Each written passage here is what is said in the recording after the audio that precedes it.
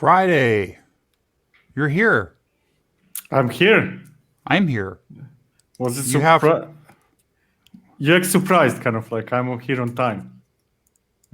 Well, you're always here on time. You just might not be early.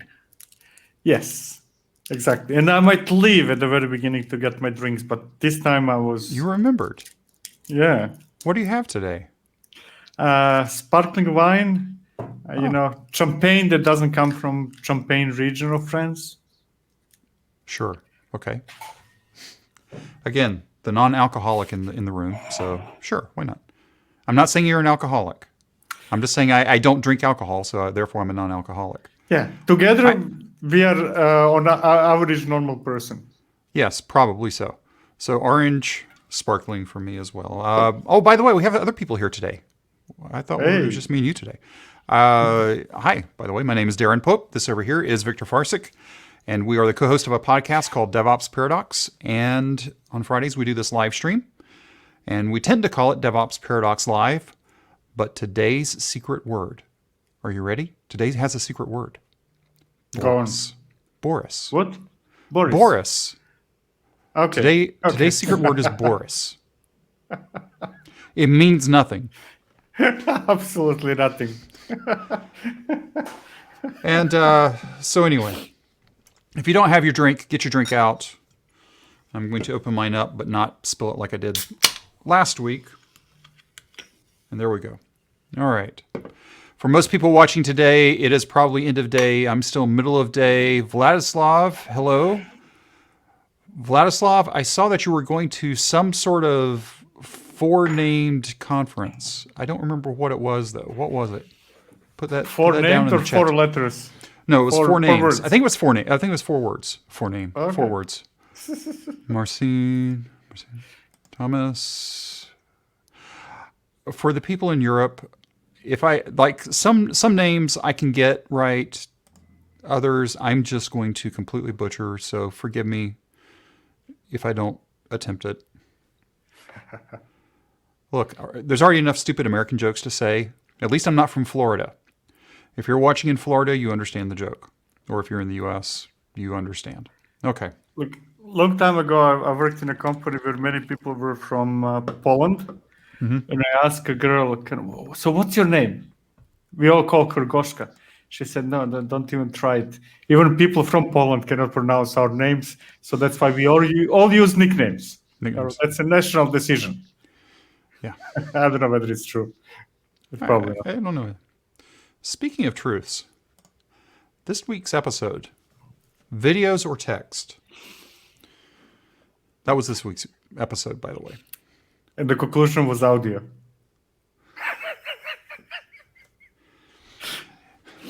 There's this thing that is like blowing up bonkers, at least in the US. I don't know if it's happening elsewhere. It's a thing called Clubhouse, and you have to have an iOS device to use it. I'm not even getting into it because it's all audio. And it's like, it would be like me playing Doom all over again. I never played more than the shareware version of Doom because I can never get through it. And it just kept me happy. But so that's the problem, is I can't allow myself to become addicted. And that's what would happen if I went to Clubhouse. But that's not what we're talking about. Learning. Obviously, we produce books and courses, both in text and video. If you listen to that episode, let us know what you thought about it.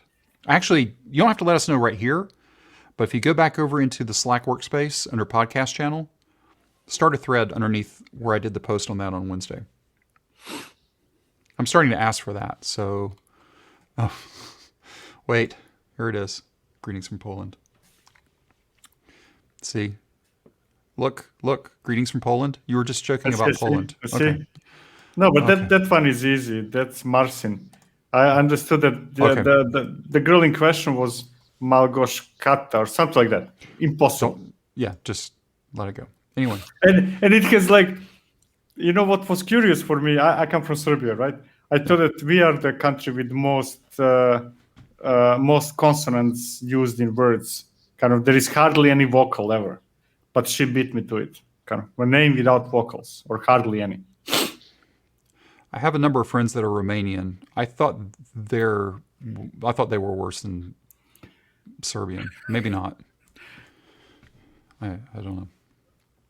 Anyway, let's get into the show before I do this. Sorry, my wife is texting me, so I'm just trying to make sure I didn't mess anything up with her. Okay, here we go. It wouldn't be a Friday unless we talked about Kelsey at least once, right? Is this the new drinking game? We say Kelsey and everybody takes a drink? There we go. Okay, here we go. That's one. I should have a counter for this. So he posted this early this week. Cloud Run is dope, but I can't use it because. And the thread goes on and on and on. And of course, what's funny is if you follow it, Starin is the product manager for GCR. So he's in here answering back or whatever. So what is a reason why you would not use Cloud Run? I can't. What is your reason? You don't have any, I know, but let's put on your. No, I have a big monolithic application or many applications that are tightly coupled. That's a reason not to use Cloud Run. Yeah, it's that simple, right? Yeah, applications not written in 21st century. Let's put it that way. Okay. Are we going to move on from this one? The thing I do like about this is they're really starting to push Cloud Run more. Oh, yeah. The downside to that is that means people have to start re-architecting their applications if they want to take advantage of it. Basically what you just said, right? I would say that I think it's a bit more bigger picture. That sounds horrible. Anyways, it's that people need to start re-architecting their applications to run well in Kubernetes, in containers. And now, once you design your applications to be really benefiting from being in containers, then whether it's Kubernetes or Docker Compose or Cloud Run, doesn't matter, right? There is a huge difference between something being designed for containers and something just being put into containers. Okay. Make everything a container? I wasn't paying attention. Sorry. Everything should be a container, and then the step after that. Now let's design those things that are in containers to be follow the rules or the logic behind containers. Yep. Okay. We'll move on from this. Links to everything down in the description, show notes, whatever, wherever you're watching this. This next one was interesting to me. So there is now a Rust foundation. As old as Rust is, I would have expected that to have already existed. But since I don't program in Rust, I didn't think much of it. Yeah, it's a good news. I'm not also very close to Rust, but I'm very fond of foundations. Basically, foundations prevent things like those that are happening last weeks with Elastic. Yep. So if you take a look at the 5 foundings are AWS, Huawei, Google, Microsoft, and Mozilla. So you got the big 3, a big foundation already, and a Chinese company that isn't allowed to ship in most of the world. Right? I don't. Yep. It's true in the U.S. I don't know how further does that happen. Are they blocked in EMEA as well? Not that I know. I mean, you can buy their phones and stuff like that. It's more that I think that their bigger problem now is not that they're blocked in US, but that they're blocked from using Google services, and that means that Android is basically useless. And I doubt that many people want to use something that is neither iOS nor Android, whatever they're cooking there now as operating system. Welcome back to 1999, right? I mean, it's it's not even to me that's similar to many other subjects, it's not about whether it's Android. I honestly don't care whether it's Android. What I care is about the ecosystem, and that means that I need applications. I need Gmail. I don't care whether it's running on Android. But if it's not running on Android, then I'm not getting it. Yep. And Vladislav's comment, a bit rusty. I see what you did there. I see what you did. So cool. Rust has a foundation. Speaking of secret words, hang on. I'll be right back. That reminded me of something that I needed to. If we have time at the end, I want to bring something up. So anyway, big long blog post. If you're a Rust developer, and you hadn't seen this yet, it's a pretty big deal, I think. Just like you said, foundations are a good thing. All right, next up, new cert-manager. Now, you might be saying, so what? Well, the urgent upgrade notices says, hey, breaking change. Important. But wait, there's more. Where was it? There was one of the feature bullets that I looked at and was like, what? I can't remember which one it was now. I should have written it down. You're becoming like me. Well, I remember seeing, so this was one of the big things, but it was something that I saw, and then I saw somebody else write about it that I don't remember what it was. It was one of the features. I'm just reading too fast, I think. But what was the first one? 1.15? Was it 1.15? Yeah, we'll get back to 1.15. that. So users still running 15 or below should upgrade to a supported version before installing cert-manager or use 1.1. Yeah, I mean, but this is if you're running 1.15, you're probably not upgrading anything. Let's face it. Okay, so Magic Handwave, let's assume that. Well, actually, I don't know if this is true or not. If you're using OpenShift, can you use cert-manager? I doubt. I mean, those using OpenShift, I'm not sure whether a cert-manager is packaged with OpenShift, but normally OpenShift users will use whatever Red Hat gives them. Right. So, well, I agree with that, but I'm just saying higher level. Let's say you're still running a 1.11, which is what 3.11 is based on. Let's say you have a platform that is based on a certain version, and now all of a sudden, well, hey, I need this, but tough. You got to change out your platform. True. But my line of thinking is rather that if you're not upgrading your underlying platform, you're likely not going to get permission to upgrade software in it either. Right? Somebody's going to block it. Yep. Anyways, I really welcome those things. I think that we shouldn't enter into the same danger that Java was and still probably is, that you're so concerned about backwards compatibility from years ago that ends up preventing you from moving forward, right?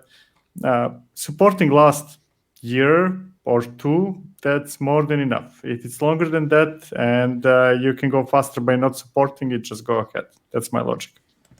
Yep, I agree with that. So new cert-manager just came out yesterday. So I'd probably wait a day or two, but it's available. Yeah. And, cert-manager is one of the almost few undisputable now components in Kubernetes clusters. We're all fighting over stuff, but cert-manager they really asserted dominance. There is nothing, no other competition, nothing beyond cert-manager that anybody should use unless we're talking about firewalled environments. And in that case, you're in a tough situation no matter what you're using. What is another thing like cert-manager, do you think? I don't know whether there is anything like cert-manager, right? No, I'm talking about, is there another project that has attained that same level of, there's just no competition? Oh, not really. I would say that at least within Kubernetes sphere, I mean Kubernetes itself, right? But I'll ignore that. But within Kubernetes sphere, that would be maybe Prometheus, but it's not on that level, right? It's still a Prometheus versus, mostly it's now Prometheus versus SaaS offerings. If you're going to run something for metrics in your Kubernetes cluster, it's going to be Prometheus, 99%. Now, the real question is whether it's going to be Prometheus or some SaaS offering like Datadog, Sysdig, and stuff like that. So it's not that type of dominance yet. Yeah. Okay. Let's look back at the next one here. Update CLI. I didn't send this one to you, I don't think, early. I ran across this in some post, and it's just really weird. It's a CLI that basically does everything for you. It seems too magical to me. Where is it? There it is. There's the quick start. So install it, create an example file. Hey, I want to use image tag, whatever. And it does everything for you. It's using Jenkins to do something. I don't understand. I looked and looked at this, and it still didn't even click of what this thing was doing. Yeah, I also went through the README, did not get it. It sounded like something I should want, but I failed to understand what it is. Yeah, there's like their hello world is not very hello world. It's just I didn't get it. But I mean, nothing definitely personal. on a to-do list, I think. Yeah. Okay, so update CLI. But let's go to the one you and I did talk about a little bit before. Pluto. And you were talking about Fairwinds has been open sourcing quite a bit recently. Oh, yeah. But a lot. I'm not saying that actually they open sourced a lot recently. They open sourced a lot of stuff. I'm not sure about the dates, whether it's recent or not. Oh, fair enough. But this one is finding Kubernetes resources that have been deprecated. And you might say, well, why do we care? Well, if you think back, why do we care? It's this. V1 beta versus whatever. So yes. This is... Go ahead. Let's just look at the quick start here. This was easiest to see. Is scan some files, and it says, hey, I found this. It's been replaced with this. It's been removed, and it's been deprecated. So if you're producing Helm charts, or if you're finding things even in cluster, this is useful, right? Very. Kubernetes changed a lot in their APIs in the last 2 years, very frequently. Yep. To me, the best example is Ingress. I think that the definitions changed like 5-6 times in the last 2 years, and 3 of those 5-6 times in the last half a year. It's a nightmare, and following those things is very complicated. So I think that this is absolutely awesome. They need I know what they need right here is a big go buy us a pizza button, right? Or here, let me buy a license for an hour or something. Just this thing is powerful. I was telling Victor about a use case that I've already been able to hand off to somebody else, and they were like freaking excited because of what they were able to do with it. So it's very cool. If you're doing anything today in Kubernetes, I mean, looking at a file in a directory, Helm detection in cluster, Helm chart checking locally, holy cow. Right, this is the tool you didn't... Go ahead. Mm-hmm. No, go ahead. Hopefully we will not... I'm not sure yet whether it works only with core Kubernetes or with anything. If it's core Kubernetes, hopefully this project will die because Kubernetes is now having stable API versions. So it shouldn't be... The Wild West that was happening until now shouldn't be happening that much in the future. Right. This may only be good for the next however long, right? It's probably got a reasonable shelf life on it. Yeah, but on the other hand, and maybe they're already doing it, I yet need to go through it. If they can do the same thing with non-core Kubernetes stuff, that would be absolutely awesome. Because now the problems that we were experiencing until, I would say, the end of last year with core Kubernetes, now we're having the same thing with everything else, because half of the projects are alpha beta right now that you're using on top of Kubernetes. And that will be changing as well. Yep. So it looks like this project started last April. So it's been out for 10 months. So anyway, check it out. Next up, NetworkPolicy Editor. I don't know if this is going to make you happy or not happy. You do much more of this than I do. Whoops, why did that already play out? Let me see if... Why is this not playing nicely for me? Yeah. We'll do this. So it's got this somewhat of a UI thing and whatever it is.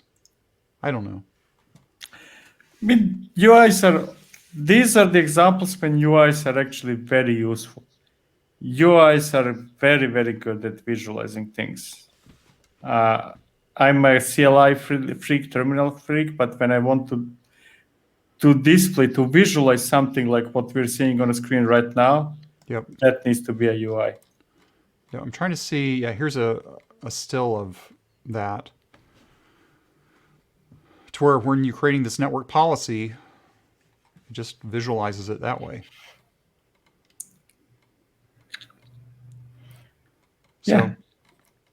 That's almost absolute necessity, really, because we're now talking about average company having hundreds, thousands of resources, and we are all applying policies to those things, and without being able to figure out how that's all interconnected is really a nightmare.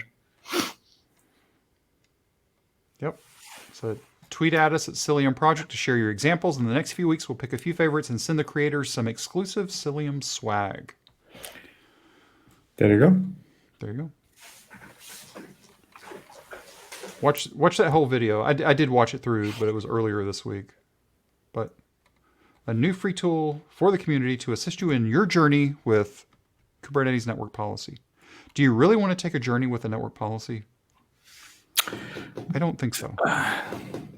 Networks was traditionally always, and it still is, potentially the most complicated thing in systems. It's almost a black art how all that works. Yep. Okay. I don't know why that's playing out weird right now. Okay, anyway. Ketch, we're right here now. This just released today. New Ketch. And it was like, but then I saw this. They got Canary now. Nice. Really nice. Now I'm curious. I need to check what they're using. Is it their own implementation or something existing? Well, we have this thing called the interwebs. We can check. Oh, links. No, okay. Let's look at the code.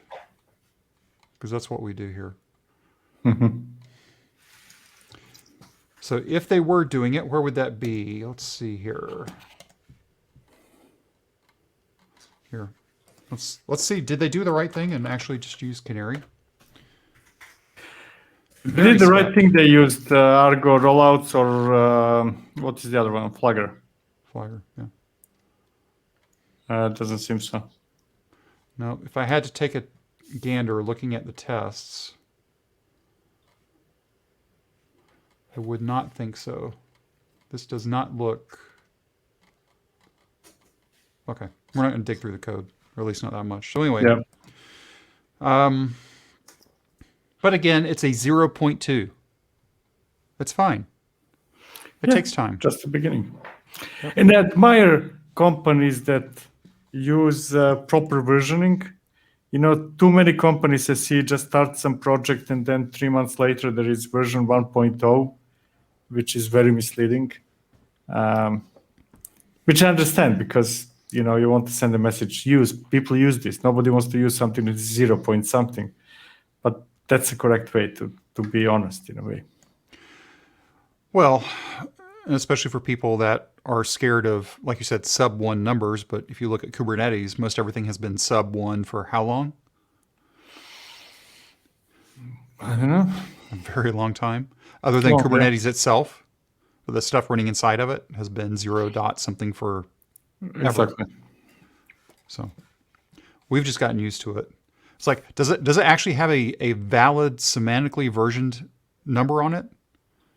Okay, I'm willing to try it out, because that means they at least made they made a conscious effort in trying to make it right. Whether it works or not, it doesn't matter. So, speaking of working right, if you are using Terraform, they added in a couple of new. Have you seen this one yet? As much Terraform? Yeah, this is all absolutely awesome. My use case might be opposite of what other people will use it, but I think it's absolutely awesome. Yes. So why don't you explain it of what it does? Because you've read it obviously by now. So basically, it is about, at least my understanding is, whether you can go at the very bottom, right, of that example. It's whether you want to wait until something is done, right? Whether something is completed, what's not.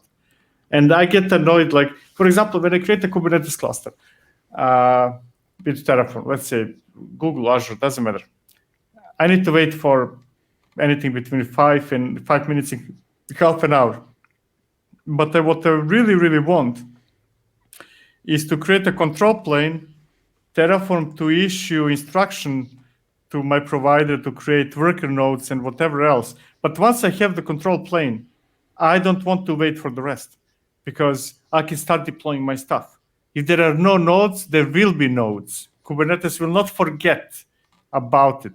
So not waiting, in my case, for example, not waiting for worker nodes, just waiting for control plane is already a big winner. It will save me, now I'm a bit exaggerating, maybe it will save me 5 minutes every time I create a cluster, but why not, right? Or 20 minutes, depending on where I'm creating it. So being able not to wait for something, to be asynchronous with certain tasks or resources in Terraform is awesome, I think. It boils down to a new generic wait command as well. So yeah, so there is that other side of the coin. I might want to wait until something is done before I do something else. But that's why I said at the beginning, I'm not sure whether my use case is what was the main use case. I'm more inclined towards, hey, I don't need to wait anymore for something than being able to wait for something else. Yep. So that's the new Terraform provider. So it's a Kubernetes and a Kubernetes Alpha, which, come on, Hashi. The names are too close to the same, but I understand why. But it's still confusing. So new Kubernetes provider and a Kubernetes Alpha provider. I'm guessing they're putting it in Alpha, and it eventually would get merged into Kubernetes. That would be my guess, right? Yeah, okay. All right, waits. Let's get to your first video this week. Docker is dead. Sort of. This Not was really. Unplanned video. Really? Yeah. The reason why I published it is that, what was it, like 4 months ago or something like that, when it was all the craziness about Docker being deprecated, Docker Shim being deprecated, I got invitation to submit an abstract to speak at FOSDEM, and then that's one of the 2 submissions I may send them, right? And then I thought, hey, okay, why go to waste? Why not? If I'm already speaking about it in FOSDEM, why don't I change it a bit, convert it into video and publish it on YouTube? That, in that sense, it's unplanned. Unplanned on YouTube, planned somewhere else. But basically, it's the summary of this. You don't have to watch it. The summary is really business as usual, unless you did silly things like mounting sockets and then running in privileged mode. If you're not doing those things, you're fine. You can ignore the fact that Docker Shim is deprecated. Actually, still go ahead and give a thumbs up to the video. That's okay. Anyway, all right. So I was actually talking to somebody early this week, and they're still mounting sockets, and it's like they don't understand why that has to go away. It's like you obviously don't understand the basis of what you're doing. Yes, and just, I think that one of the big problems is that we have this now harmful association that containers are Docker. So I have a feeling that when I tell people Docker is gone, Docker is deprecated, they almost feel like, so what? We cannot run containers anymore. Kind of, that's Docker, right? And it will cost us a lot to start thinking about it. It's containers. Doesn't matter whether it's Docker. That's irrelevant. Nobody cares. It's just containers. And you called it out in the video. Containers. It's container D. Right? That's all that matters. Or something else. When you go in, if you create a cluster now somewhere, like let's say Google, I honestly have no idea what is the container runtime. I have no idea. I don't care. Nobody cares anymore. That's the point. Unless you do silly things like sockets, then you're in a tough spot. Then you need to get a new job. The price. Yeah. Let's talk about your Argo. This is your Argo Uber video. Yeah. Uber Argo. So that video is the cause of last 10 videos. Basically, not last 10, but 10 videos I made in the past. Basically, this is the video I wanted to do like probably 3 months ago. And then I was, okay, so I need this and that. Oh, wait. If I go deeper into events, this video will be too long. Let me make a video about events. Let me make a video about CD, because there was no time in this video to go explain what those things are. Customers. The reason why I published customized video and later on customers versus Helm is because I wanted to use customers in this case. The reason why I published Seal Secrets video again is because I wanted it to be in that video. So a considerable number of videos I published in last months were all because meant to enable this video to happen. So this is kind of a culmination of all that. Okay, video that was meant to be made 3 months ago, but then it's similar like when we write books.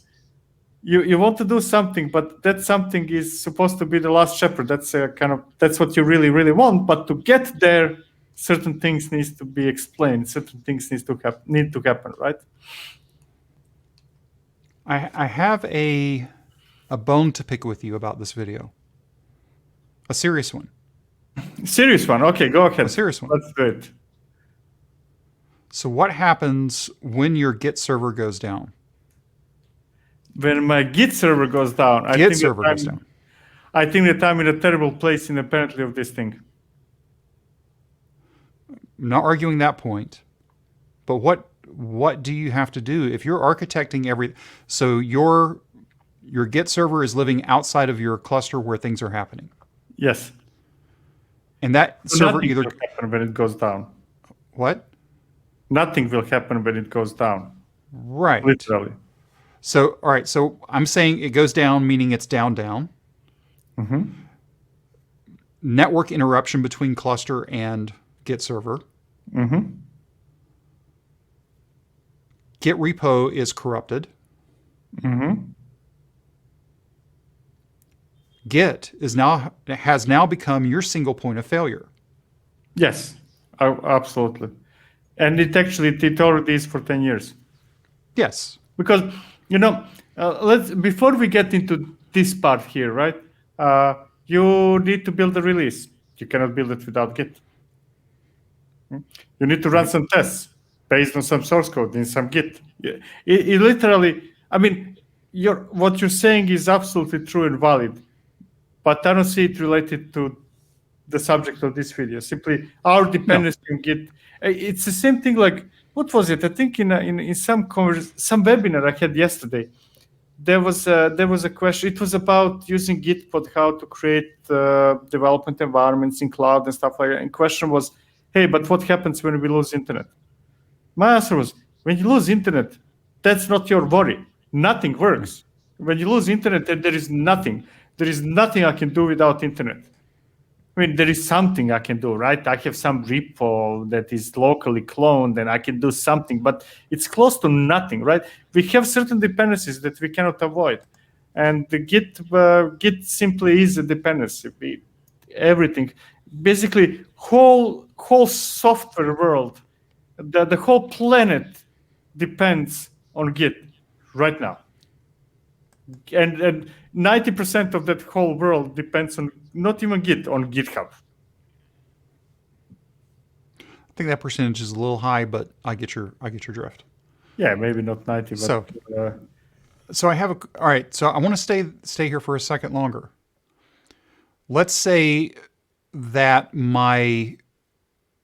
I've done everything correctly with Git, and let's say I've got fast pipes. Everything's been replicating, or I've had basically another Git repository that is basically my standby in case my primary goes offline. But it has a different URL, a different base URL. Yeah. What does that mean in Argo world? I mean, everything's up to date. I can still access it, but the name has changed, and I cannot do a DNS change to make it the old name. You would, assuming that you still have access to your cluster, you would need to change the address. Basically, what you would do is the app manifests that are in that cloned repo have references to different repositories, where the rest of the manifests are, and you would need to change those references, right? Right. To point to wherever the cloned repo is. Yeah. So it's just the app manifest that would have to be updated. Yeah, only app manifests. I mean, now, of course, everything can be done in zillion different ways, but if you do it what I perceived as a good way, basically, Argo CD app manifests are references, are links. Hey, for this application, that's where manifests are. For that application, that's where manifests are, and these are the overwriting values. If you change those apps, you're fine. So it could be usually you keep those apps in one repo or maybe a few repos. It's not really a huge number of repos where you keep those. Typically, as many repos as there are environments, or as many directories in a repo as there are environments. So a simple sed command would fix that issue. Okay. I didn't know how deep that was going to be. Yeah.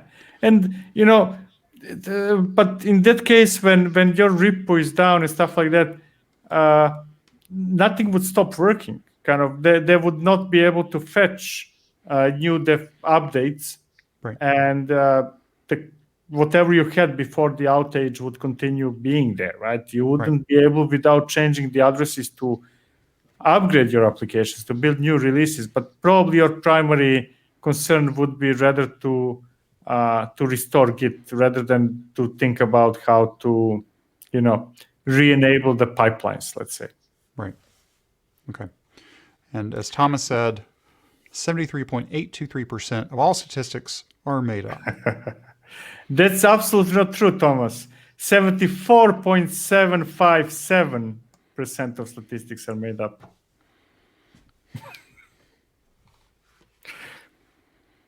It's been one of those weeks. No, there is this I probably shouldn't be saying, but basically there is upcoming video in which I will say that everything I did in this video, which I was preparing for months, is bad and you shouldn't be doing it. What? I want to. This is going to be radical. This is drastical. I want to kill pipelines completely. In any tool, doesn't matter which tool we are talking about. Argo workflow pipeline or any other pipelines. I want to kill them. There are better ways to do that. But I need a few more pull requests in some projects to make that happen. So you're just saying code commit, deploy. No. I think that we should, I think that we spoke in a couple of podcasts, maybe here. I think that we should be moving towards. If you look at pipelines, I see them as kind of monolithic approach to everything. And this applies to absolutely all products. I'm not trashing any single product right now because all do the same. They're all monolithic approach. And I think that we should be going towards event-based approach. And what I mean by that is that I shouldn't have a pipeline that defines all 75 steps. I should have a pipeline, hey, build, push to registry. And that's about it. And then there is an event firing and saying, oh, somebody pushed to registry. Who wants to do something with it? No, kind of like a couple of processes raise hands and do something. So I think that it should be split into smaller entities that are not application specific, but rather, hey, when you push something to Git, all the repositories are doing this. And when you push something to registry, all the repositories that fulfill certain regex pattern or whatever are doing that. So I want to split pipelines into very, very small entities that are reusable across the board and connect them through some sort of universal events. And those smaller entities are not necessarily always pipelines. It can be anything, basically. Like Argo deploys something when an event happens somewhere, and that event is pushing some change to repository that defines the manifests that are the state of some cluster. So I don't need pipeline for that. In other words, I think that pipelines are monolithic, and I want to slice them up into small pieces that are much more reusable and controlled by being subscribed to events. That's what I want. I think that's what everybody really wants. The question is, how do you keep from bad events being injected into the stream?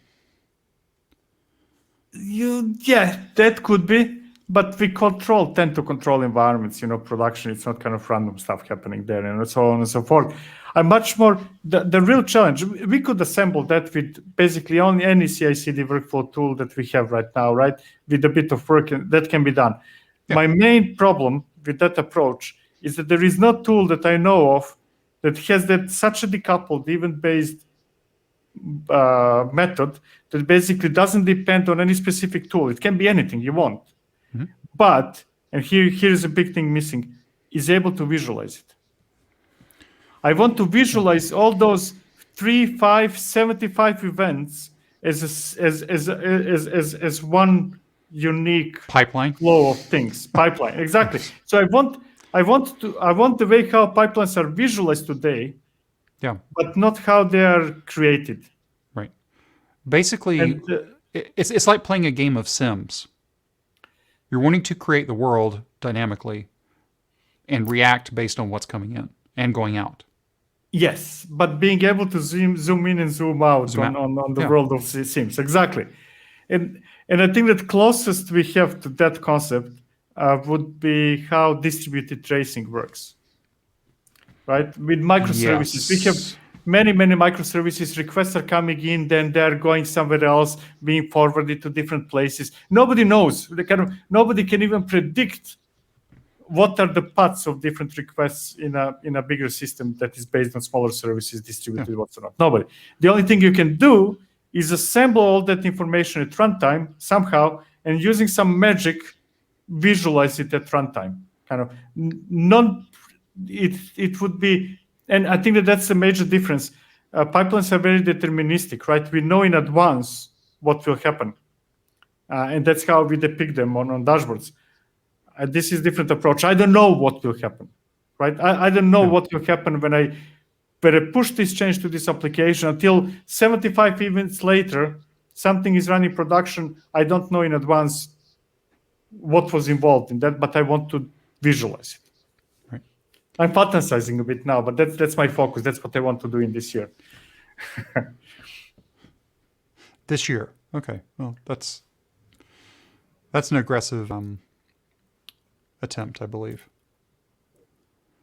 It's possible. I think the distributed tracing angle is it, though. It has to, at least today. Yeah, it's all about somehow figuring out what is the origin event and injecting at runtime without really changing the code, but at runtime injecting some sort of ID. This event was created, where it comes from here. Is there already an ID that I can inject? Yes, I inject that ID. Is there no ID? That means that it's an origin event. I should generate and inject. I mean, it's easier said than done, but some form of tracking hash that we can use later on to assemble, combine maybe with timestamps and things like that. And by the way, when I say that's what I want to do, this is actually the first time I'm speaking about this to anybody but myself in shower. So I have no idea whether I will have people to do it. I don't know whether I will work on it. That maybe the people who pay my salary will say this is stupid, go away. I have no idea. So we'll see. Yeah, I don't know. I'm looking through some notes here, see if there's anything else here that jumps out at me, but I'm not seeing anything. Rats. Oh, wait. There may be one more thing here. Nope. Oh, this is weird. I'm not going to do that one either. Huh. Okay, anyway. Event-based. Event-based. Yeah. Uh-oh. I'm still here. That was an event, right? That was an event. That literally was an event. Unplanned. I faded to black, yes. The problem with me is I tend to go to the solution before actually thinking about it. That's the engineer in me.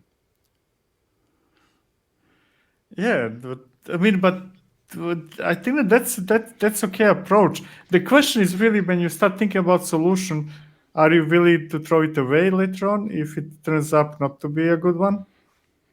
Many don't. That's why Many don't. Right? Yeah, I'm always, well, I've talked about this in the past as I had written that one serverless app where I was just testing out Lambda. And it was all event-based. A file got uploaded to Dropbox. I had a Lambda listening for it. It would do its one little step and then emit another event. And there was another Lambda listening for the other events.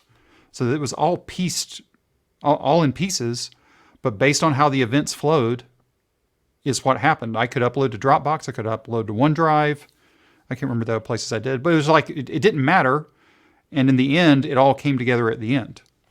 Or yeah, depending on what the flow was of, sometimes there would be steps that would be quote unquote skipped if you think in the traditional pipeline sense, because it wasn't necessary because the event that was emitted didn't do that. This is a hard decoupling, right? Because we're so used to visualizing these pipelines up front instead of letting the pipelines visualize themselves. Exactly. And if I take your example, like if I heard correctly, right, at one moment you were writing some image to disk or something like that, and then firing that. Now, I could have come on to your project and fire yet another new Lambda function that you had no recollection about. You have no idea that it exists, but it is also being invoked when the image that you were creating is created, right? Yeah. And I think that's the key, that in any bigger system, it's not only you who knows what is happening and who is doing something, right? We're all building on top of each other, and you cannot control that in advance. You cannot be certain that only the Lambda that you created, that you deployed, is the only one that is doing something with that image, right? Right. That's the key, I think. It's not knowing before the runtime what will happen. Yep. Thomas brought up something here, and then we'll go back to Pals. One action run based on events may or may not send another event, but the action may also do something that by itself emits an event. Hard to know what events get created to create the graph. Yeah. Exactly. So it's still like you almost still have to have the concept of the pipeline has to exist. Not that it's built, but you know that, okay, I know I need these 15 steps. And each of those steps that you've created, whatever they are, effectively build out the pipeline, maybe the V1 of the pipeline. Not that they'll happen in order, but you know, I need these things. Right? I think that the real difficulty is actually the direction, right? We're all used to start thinking from top to the bottom, right? Kind of like, if you visualize a real pipeline, you know, there is a first task, second task, third task, fourth task, maybe some in parallel and stuff like that, right? We visualize it like that. But to deconstruct that, if it's not deterministic, you need to actually go backward. okay, so this happened actually. What was the precursor of that happening? That, right? But how did that happen? Like this, right? So it's almost reverse engineering. You need to do reverse engineering We need to something that is that can be interpreted by us, by our brain. So we basically have to start at the end and go back to the beginning and trace backwards to where it began. That's the only thing that makes sense. And this is like pulling up if this then that. It's the same type concept, roughly, because it's not as, but you could wire it up that way, I guess. You still need some kind of tracking ID, something. Yeah. Because reverse engineering will not work if it cannot correlate what happened before, but ultimately it's about that. This is the B side from Thomas, or except I can't see the full picture. Yes, I think it's okay. I think it's okay that you can't see the full picture until the complete picture is finished. It's like doing a puzzle, right? Exactly. I've got a puzzle box that has the completed picture of the puzzle on the front. I take the lid off, and then I've got all the pieces. Yes, so it's okay not to, or let me put it this way. I think there is no strong need to actually see the full picture of what is happening until things start going wrong. And then that's the moment when it's the same thing with network tracing, right? I don't have any need to know how requests are flowing through my system until there is a problem. And when there is a problem, I need to be able to deconstruct it. Otherwise, I will never figure out why service 75 is misbehaving. What caused, how did it come to that in the first place? So you need to be able to reconstruct the whole story, but not necessarily for anything, but in order to debug any issue, right? When everything works fine, yeah. But I think that's about UIs as well. Kind of, if you got to, let's say Grafana, right? Who watches Grafana for the sake when things are fine? Nobody. No one. I hope nobody. Actually, too many people watch when it's fine. But let's pretend that that's not the case. I don't want to watch anything when things are working fine. I would rather drink sparkling wine. And that actually leads us into next week's episode on Wednesday. Should everything be automated? You'll have to listen on Wednesday to find out. It's actually a really short episode until you actually listen to it. You'll understand when you listen to it.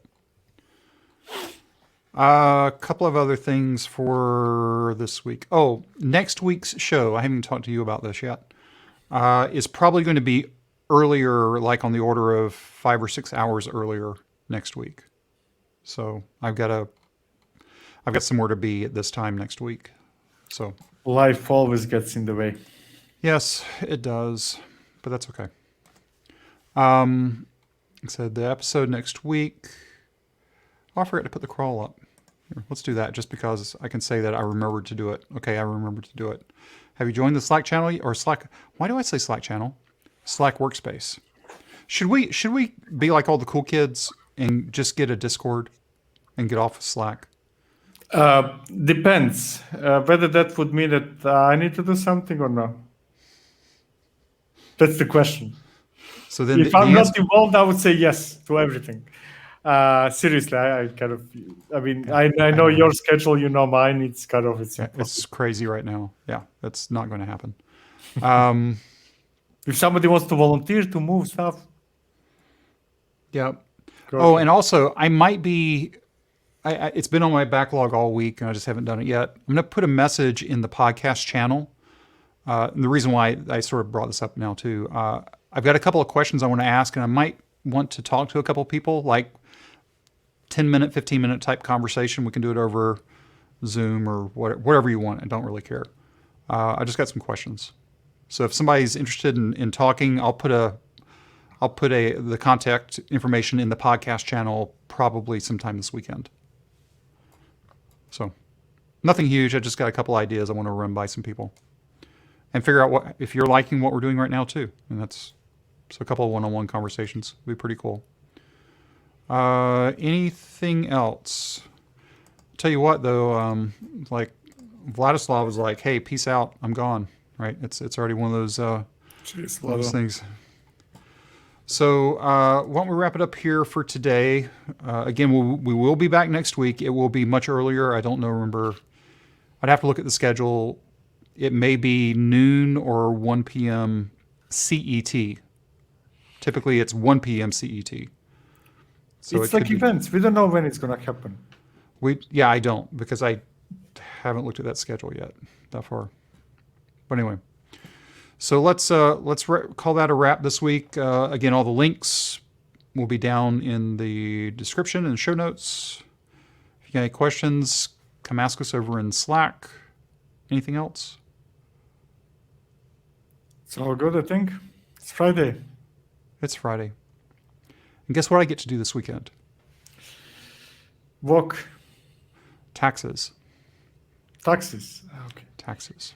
It's one of the worst things. One of the happiest days of my life was when I gave that to a guy.